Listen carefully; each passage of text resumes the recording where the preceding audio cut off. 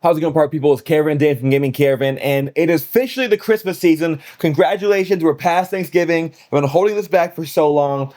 Welcome to the Christmas time, and today I'm going to tell you 5 gifts that are fantastic for non-gamers to get them into the Christmas gaming spirit. Now, I'm not saying you need to force yourself on people who don't like board gaming. If they say they strictly don't want board games, don't give them board games, 100%. Give people what they want. However, for people who they've enjoyed some board games, maybe they want to spend more time with their kids and their family, this is definitely a game, like games for them.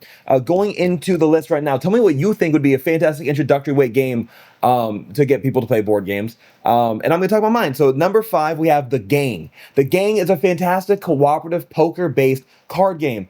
And I would say this much, don't really let them just open the box and play. Play the first game with all of these with them. All these games are very simple to get them into. The Gang is such a simple poker-like game. If you don't know anyone that's my age or above, or anyone that grew up in the Midwest, they all know poker. Men, women, doesn't matter. Kids, adults, young, doesn't matter. Poker.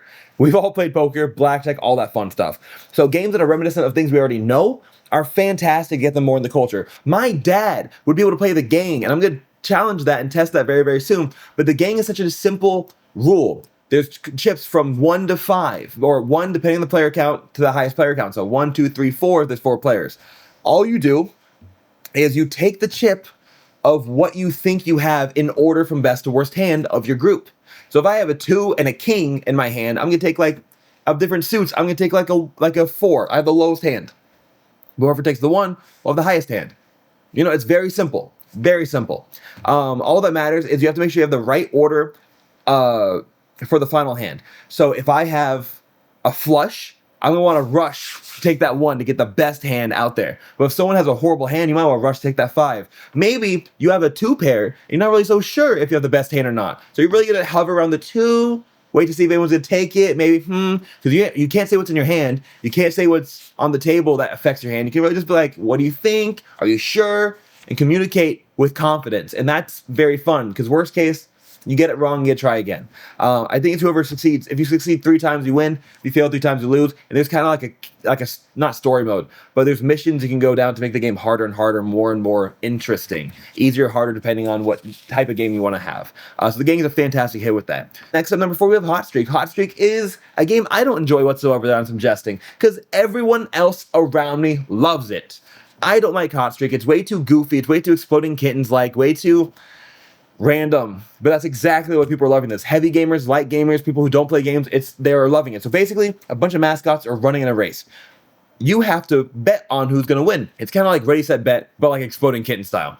So everyone's going to have cards in their hand. They're going to bet on who they think they're going to win from the mascots, take specific side bets maybe, and they're going to play 1 card from the hand into a communal pile. Communal pile is going to have a specific type of card or certain cards, and then it's going to mix in what everyone has in their hand. So maybe if you don't want a specific character to win, you can put in a card that hurts that character. Maybe if you want a specific card to win, you can put a card that will help that character. It's all dependent on the cards you have in your hand and what the cards other people play. So you're really just taking bets, you're really just doing what you want, and you're going to flip a card from a deck and advance the characters that much or go in that direction. They can fall off the side of the board, they can fly off, you can have them cut from the running too slowly. It's a goof, it's a hoot and a holler, it's a hoot and a half. I don't like it, but everyone's been loving it. Tom Vasel, I think, loves this game. My whole group loves this game, so I'm an anomaly for sure. So definitely check out this game if you have a family who just loves fun little light things like that, because that's definitely right up that alley. I'm going on to number 3, we have Harmonies. Now, Harmonies is a really fun game that, I talk about because it took a while to grow on me. I'm not gonna say it's the best game ever, but it's a very satisfying pattern building game for sure. Where you're trying to draft tiles to flesh out your personal board, and then have those environmental points be done. Then you're going to try to draft animals to fulfill their recipes to score more points, depending on your environment. It's fun. It's like Cascadia, but 3D kind of. There's a draft for environments, there's a draft for the animals, and you try to flesh out your own personal environment and habitat. That theme's right in my alley, but the gameplay itself was like pretty okay. The more I played, the more I ended up enjoying this. It's not that expensive. You can get it for like $35 brand new, even less if you get it used or like a discount copy. So definitely keep an eye on that for this holiday season. Going on next to number 2, we have Flip 7. Flip 7 is like The Gang, it's like a blackjack card game. Basically, you have to make sure not to bust. In blackjack, you bust if you get over 21 in your personal pile. In this game, if you get the same number twice in your personal pile, you bust. You want to have as many points as possible, but keep in mind, there's as many cards in the deck as the face value. So if I get a 10, there are 10 10s in that deck. If I get a 1, there's only 1 1 in that deck. If I get a 4, there's 4 4s, and so forth. So the higher the point value, the also more likely you are to bust because there's that many more cards in your deck. So if I get a 10 and then 11, 21 cards are going to bust me. But the other ones are going to be safe, so I could push my luck and say, hey, hit me for another card or pass. There's also fun little abilities in the game that can kind of hurt other people. You can get them to freeze. You can get them to forcibly draw 3 cards in a row, and hopefully they bust.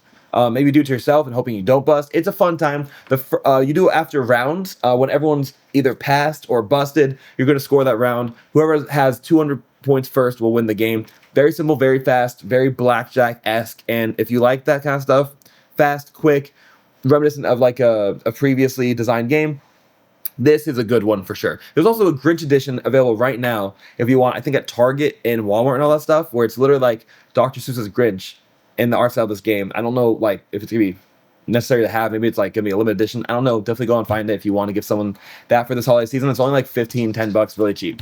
Going on to the last game on this list, we have Toy Battle. Toy Battle is a fantastic introductory strategy-based game. If you like Clash Royale, this is literally Clash Royale, the board game. So what you're going to do is you're going to try to attack the other opponents. You can win by invading their castle and like taking down their base, or you can win by capturing the most amount of stars or a specific number of stars. The way you're going to do is you're going to draft a tile from your personal pool, have your own setup, play tiles from personal pool onto the board in front of you.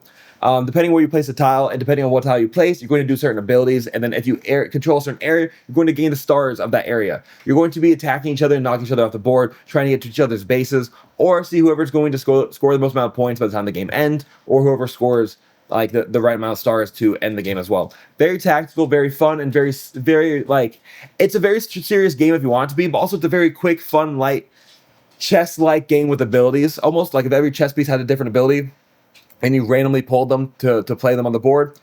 It's a fun time. It's a good time, and I love strategy games. I like Go. I like chess. This game is like right there. It's definitely not like abstract, but could be. You know what I mean? It's fun. It's not that bad. I enjoy it. It's only like 20, 25 bucks. It's just harder to find. You have to order online, I believe. But that's everything for today. Let me know what Christmas gifts you think would be fantastic. What holiday gifts are great to give out this time of year. Let me know in the comments below. Thank you for watching. Thanks for supporting this channel. Make sure to subscribe if you haven't subscribed yet, and like this video if you liked the video. Until next time, peace out. Have a great day. God bless, and I really hope to see you at a table soon.